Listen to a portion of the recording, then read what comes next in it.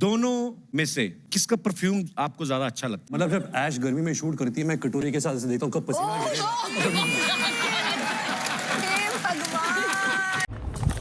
Imagine this. You've taken the most destructive dump of your life, so smelly that it actually makes you wonder, what the hell did I even eat? And suddenly the phone rings. This is a call from your main gate security.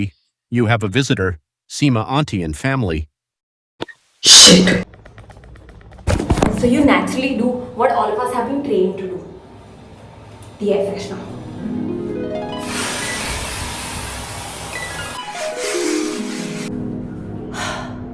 "30 seconds later, the room does not smell of poop, but it smells like cool aqua flavored poop. And that's also for just 3 minutes, because after 3 minutes, the loo stops smelling like cool aqua inspired poo, but actual poo. Because here's the thing, the smell never left. You just flavored it a little for some time. And weirdly enough, this is exactly how most of us approach even body odor. Not by understanding it, definitely not by fixing it, but just by spraying something aesthetic on top and hoping that no one notices what's lying underneath. And it doesn't matter whether the smell comes from your scalp, your hair, your armpits, your clothes, your hormones, or your stress or depression. Eventually, all of this gets filed under one name. You see, your nose, or more importantly, your sense of smell, has the fastest access to the emotional and memory centers of your brain, which is where, in a world where people tend to forget names, clothes, people, places, the one thing that the brain remembers for life is the way you smell, and specifically that you smell bad. Ma'am, All right, let's see what we got. no one in this subway cart has the courage, but we're all smelling an aroma. Are you wearing underwear right now? No, oh my god, you can smell it from there. Absolutely. It's so bad. Oh my god, I'm so sorry. Can you get off? Oh. And of course, as a woman, everything is so much more complex, but more so in case of BO, because your B does not have a centralized O, but it's got different seasonal moody O's, which pretty much runs like an orchestra. Like your stress smells different, your mood smells different, your hormones and periods at different stages of life smell different. And apparently, in a world where everyone gets called everything for good or bad reasons, the fact that someone comes and tells you that you smell bad is considered to be rude. So even your bestest of friends and well-wishers will never have the courage to come up and say that you smell bad. So there you are, walking around with a spray bottle on hand, smelling the world and hoping that you smell like a dream. Wherein clearly, if you remember the loo example, it's not how things work. Oh. Ah. That's it, I'm not going. Hi guys, my name is Isha hai, and in this video I'm going to share 5 unfairly effective ways for our all BO orchestra to reach scent neutrality and smelling naturally hot by treating BO as a biological problem and not a sprayable one. So without wasting any more time, let's go. पक्का bye. अरे राहुल मान गया, कल आएगा असली मजा। क्यों क्यों पूजा डिओड्रेंट क्यों नहीं लगाती? पर talcum powder.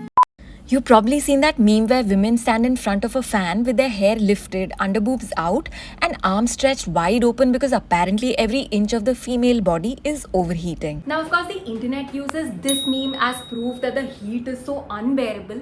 I secretly see it as like the greatest lesson for anyone who wants to get rid of BO, which is just to out-ventilate the odor. Because the moment odor gets air, it starts losing power. The more trapped it stays, the stronger it gets. Sadly, with all of us out and about, we don't really have an option of just taking off our clothes and standing in front of the fan, or carrying like a hairdryer and starting to dry our armpits everywhere. So which is where the odor never gets to exit only. And that's the real problem. Not the smell itself, the fact that it has nowhere to go. So take this metro station or mall restrooms for example. Listen, they have round the clock housekeeping people who clean up pretty much after every person's visit, and they add like phenyl, acid, do weekly deep cleaning, but still you'll always find that resident pungent smell coming out of them all the time. Because cleaning and odor control are not always the same thing. These loos are located at places which literally have zero ventilation, mostly relying on those exhaust fans which also open to like closed walls. So which is where the odor never gets to exit only, and with all the chemicals that keep being put to like blanket the odor, it eventually just trademarks itself and makes it like from far away you can actually tell that the restroom is around. The female body works surprisingly similarly. You see, most BO is not a sweat problem, it's a moisture plus bacteria plus time problem. And just like the mall restroom, your armpits, underboobs and inner thighs don't really have an exit route either. So when ventilation is not an option, the only remaining strategy is deep cleaning. And so, my favorite odor control ingredient is... ta-da! 3% hydrogen peroxide. It's an oxygen-releasing cleansing agent that has been used in odor management for decades. It helps reduce odor-causing bacteria while helping dismantle the compounds responsible for sour, pungent and lingering smells we typically associate with BO. In simple terms, it works on the source of the smell and not just the smell itself. So think of the hydrogen peroxide solution to be like the micellar water for BO. Like micellar water doesn't promise you that it's going to make your skin glow, but it does one job ridiculously well, which is to clear up whatever dirt that you have on your face so that you can either rest for the day or create a different look altogether. In the same way, the result is a cleaner, more neutral environment where odor has a harder time building up in the first place. To use it, buy a standard 3% hydrogen peroxide solution from a pharmacy and dilute 1 part of it with 2 parts of water in a small spray bottle. Use it on the areas where odor in your body tends to accumulate, your underarms, underboobs, bra lines, feet or inner thighs, and allow it to dry naturally. Start with once daily use and adjust based on your skin sensitivity, activity levels and the weather. Personally, I much rather carry a tiny bottle of this than keep reapplying deos throughout the day. Because the goal is not to keep adding fragrance over BO, the goal is to keep removing the O.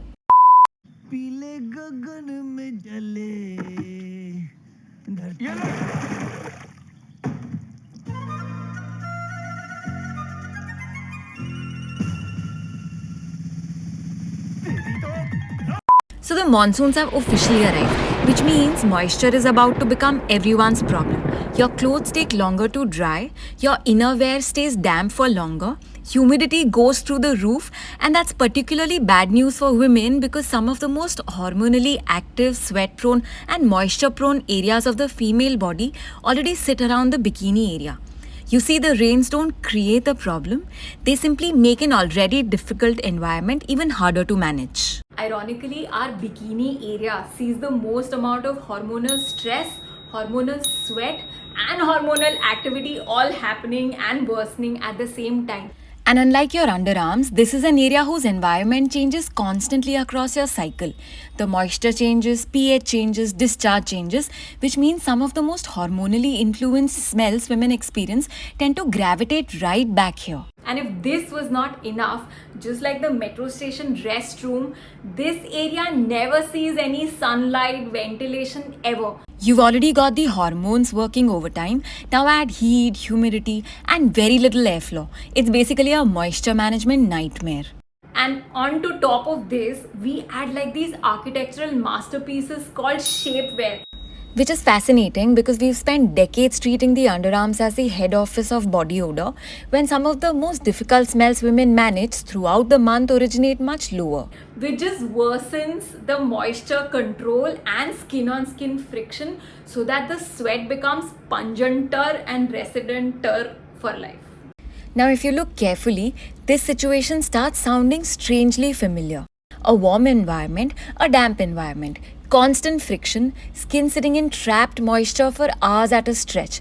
And if that description reminds you of a baby sitting in a diaper all day, well, that's because the overlap is much larger than most women realize. Which is where I very strongly feel that the female body and especially the bikini area management for us has far more in common with the baby diaper area management, way more than the beauty industry would like to admit. Which brings me to one of the smartest moisture management products hiding in plain sight, a zinc oxide barrier cream originally developed for babies but accidentally one of the most effective body odor products I've ever come across. The diaper rash cream. Now this cream is designed for one of the harshest moisture environments imaginable, which is exactly why it works so beautifully in some of the most moisture prone areas of the female body. So instead of masking odor, it helps control the conditions that allow odor to thrive. The real star here is zinc oxide, a moisture managing skin protecting ingredient so goated that beauty enthusiasts have spent years applying diaper rash cream to irritated and acne prone areas in an attempt to calm them down as well. Which is hardly surprising because zinc oxide helps keep excess dampness out, friction down, and creates an environment where irritation and odor struggle to survive. So just like I mentioned for the hydrogen peroxide spray, in the same way, if you do not want to carry the entire tube, you can probably just add some bit of it in like an empty tub of a lip balm, something that I do very often. Just like you touch up your lip balm through the day, don't hesitate to top up your diaper rash cream whenever humidity, sweat, or friction starts creeping back in. And by the way, one place where this works exceptionally well is the underbutt area and the upper thigh area, especially for girls with thicker thighs, long commutes, shapewear, or period days. Because during your periods, you're often dealing with the exact combination diaper cream was designed for in the first place. Moisture, friction, prolonged coverage, and skin irritation all happening at the same time. A thin layer can make a surprisingly noticeable difference to comfort, chafing, and preventing the damp environment where odor loves to settle in.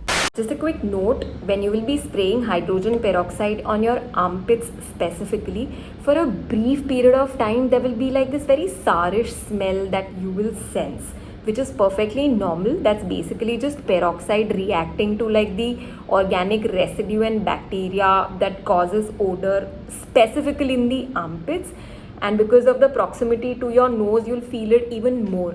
Let it dry out entirely, and once it dries out and is perfectly clean, get to applying the diaper rash cream, a lot like how in skincare you've got like a cleansing, toning stuff. So once you've cleansed out everything, put the barrier cream, and more than the barrier bit, this just smells incredibly divine. And on a clean surface, if you let this be absorbed, then the fragrance will be retained for a lot longer. चुभती चलती गर्मी, चुभती चलती गर्मी का मौसम आया मौसम ठंडे ठंडे गर्मी कूल का. So I've always believed that India only has two seasons. First is summer, which starts around Feb end and stays until like June end. And then it's followed by second summer, which starts from August and stays until peak summer comes again. In bits and pieces, you'll of course have some rains and some days wherein it'll be really cold. But otherwise, as a woman, you will realize that the heat and hair washing schedule that you experience or keep in peak summer will be very similar to what you follow in like a September, October when the peak festive season arrives. And if the monsoons have already arrived where you live, you'll know exactly what I'm talking about. The temperature may have dropped, but suddenly it becomes impossible to recreate that crisp, completely dry feeling that clothes have during peak summer. Because unlike summer, fabrics now spend days negotiating more with humidity. Bras, gym clothes, leggings, towels, bed sheets, everything dries, but not everything dries completely. And that's where things get interesting, because your body is not the only thing carrying moisture anymore. Your clothes do the heavy lifting as well. So every day they collect sweat, skin oils, humidity, and whatever else your body leaves behind. And during the monsoons, all of that takes much longer to leave that fabric than most of us realize. So this template that we follow of blanketing odor with fancy sprays is done across categories. Say for example, when clothes get washed, now they are on our bodies at least for a couple of hours every day, which means that the resident odor most certainly passes on to the garment. with rains, the clothes do not dry as well. So which is where the moisture tends to hold, and alongside moisture, the resident smell also stays back. And honestly, detergent companies are playing the exact same game as the fragrance industry. The moment you open the detergent pack, you hit with jasmine, lavender, rose gardens, and mountain air. Not because your clothes have become cleaner, but because fragrance is one of the fastest ways to convince the brain that something is clean. Otherwise, if detergent fragrance actually solved the problem, we'd all be walking around smelling like jasmine flowers all day. Clearly, that's not what's happening. In fact, in this rainy season only, try getting an unscented detergent powder and wash your clothes. After mild drying, you will realize that all the heavy lifting of removing the odor was done by the fragrance of the detergent. Once that goes away, very quickly you will have like the resident smell back at its actual places. And CO is surprisingly easy to spot once you know where to look. The underarms of a t-shirt, the band of a bra, the underwire, the inner seams. You see these areas keep collecting moisture, sweat, and friction long after the rest of the garment has moved on. The problem is that scrubbing them harder often damages the garment, while ignoring them allows the smell to settle in even deeper, which can become particularly frustrating for garments that aren't designed to survive aggressive or everyday washing. The best solution for clothing of this sort and our everyday inner wear is fashion industry's greatest hack, which is called vodka water spray. Think of elaborate movie costumes, sari blouses, sports bras, and occasion wear that can't realistically be washed after every use. This is exactly why fashion has relied on vodka and water fabric sprays for years. The alcohol helps lift lingering odors from fabrics and evaporates quickly, making it a surprisingly effective fabric refresh without adding yet another layer of fragrance. I like using a simple 1-part vodka to 3 parts water mixture in a small spray bottle and lightly misting high-risk areas like blouse underarms, bra bands, collars, inner seams and sports bras. It's essentially hydrogen peroxide and diaper rash cream for your clothes, not masking odor, but helping manage the conditions that allow it to linger. Let the garment air out completely or spend some time in direct sunlight before storing it away. The goal is not to make your clothes smell like perfume. The goal is to make them smell like nothing at all. पहले ना मुझे लगता था कि girls नहीं करती, मुझे भी लगता था। फिल्मों में कभी दिखाया नहीं कि ऐसे हीरोइन गई हो बाथरूम में। हीरोइन लोग जो होती है ना, मुझे ऐसे लगता है ऐसे करती होंगी, excuse me I am just coming from लू, अंदर जाके दरवाजा बंद करके। So one of the strangest things we've done with BO is we've made like departments for everything. Let's say if your mouth is smelling bad, then it's an oral care problem. If you're burping, then it's a digestive problem. If you're farting, then it's a gut health problem. And it's only your armpit odor that upgrades itself to be considered to be BO, for which we start looking for solutions. Thing is, unlike the external BO that we try taking care of by perfumes and sprays, the internal odor, which is also still a part of the same all unit called U, will come at like the unlikeliest of times and will leave the lasting impression that maybe is a lot more unforgiving as compared to like the OO, the outside odor. And of course, just the way we deal with our clothes, our homes and our bodies, we just try blanketing even our internal odors with just eating something or doing something which is shockingly just performative or just perfumed.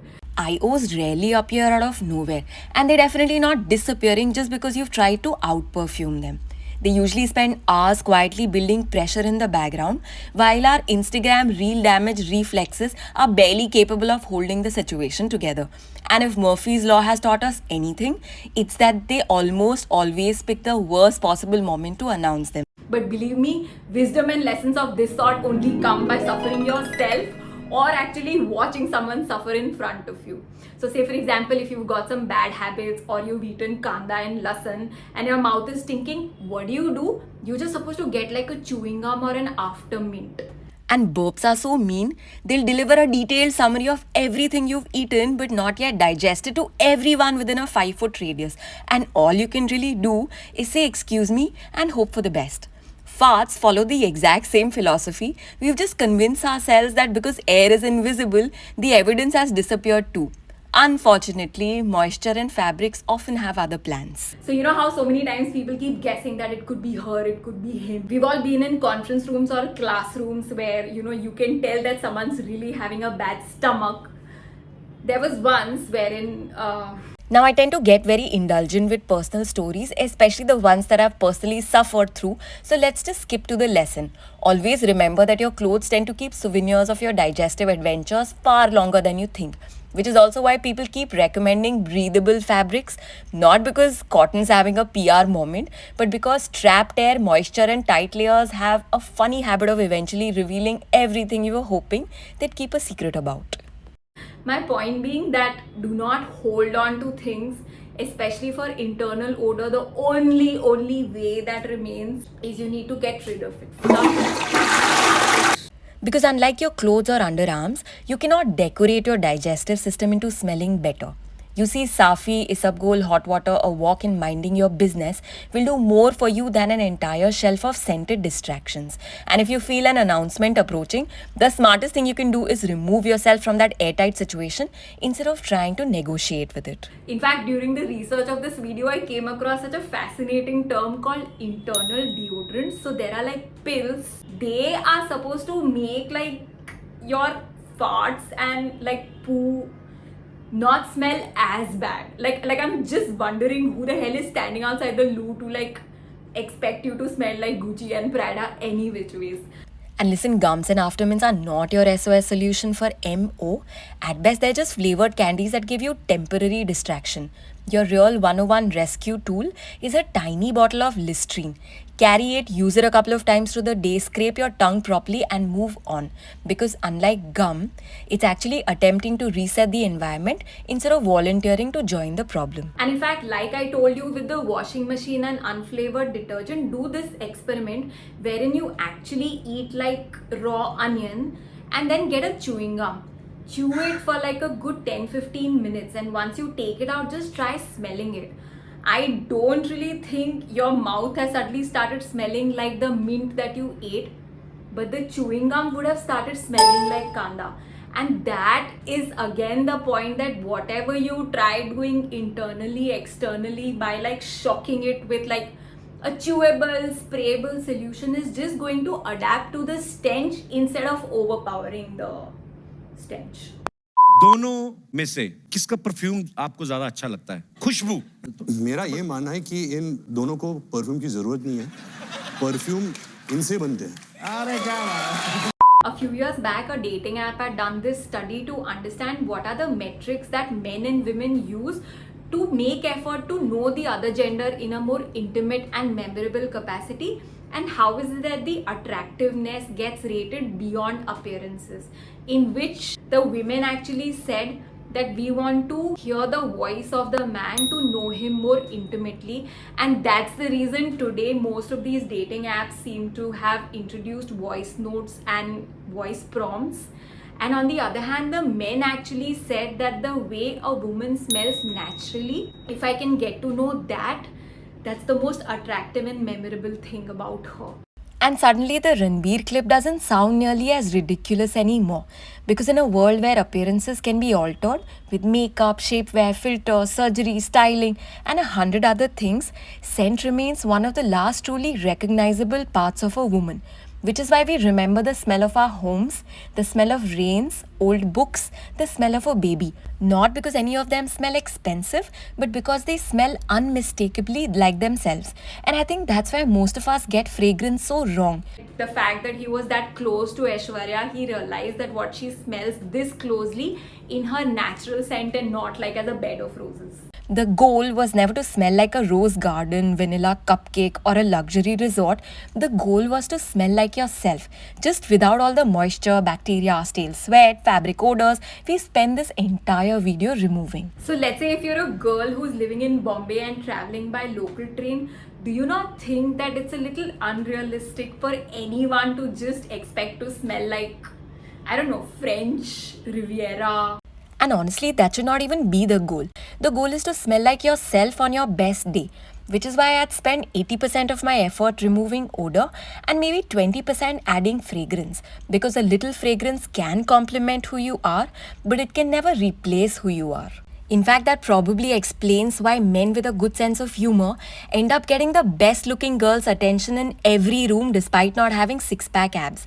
Because attraction has never been about perfection, and I think scent works the exact same way.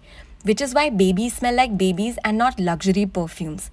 Real, slightly flawed, and completely themselves. The baby just smells naturally, instinctively, slightly flawed, slightly sweet. The baby but better is what Johnson & Johnson helps us achieve, and that's why it's such a core memory. Because developing a signature scent has very little to do with celeb endorsements, perfume hauls, or how expensive the bottle is. But it's got far more to do with self-awareness, your personality, environment, lifestyle, your natural scent, and then finding something that feels like a natural extension of that, which is an entirely different conversation that deserves a video of its own. So in a world full of mass-produced fragrances, the challenge is not to like spend so much more money to get like a really expensive, and more importantly a better marketed scent, but to develop a your scent but better of sorts, so that whoever you meet will remember you the way you have the core memory of a baby and barish smell stuck in your head. And honestly, if there's one thing I hope this video has helped you achieve, it's scent neutrality. Because remember, before you smell good, you need to stop smelling wrong. Your scent, but better, is an entirely different universe of its own. And that's exactly what we'll be exploring in the next video. To poetically end this video, girls, I am back in the loop with my room freshener. I hope you learned something about eliminating body odor, which is very different from smelling better. When I say smelling better, it's about smelling a lot like yourself, but better and more memorable and in like the hottest manner possible. Even if you're someone like me who does not own a single deodorant, but I think is more or less memorable as far as smelling good is concerned, which is going to be the next video. I hope you liked my video. If you did, please like, share, subscribe. I hate sounding shameless, but yeah, please do that. It's nice to have more views, and I'm going to see you in the next one.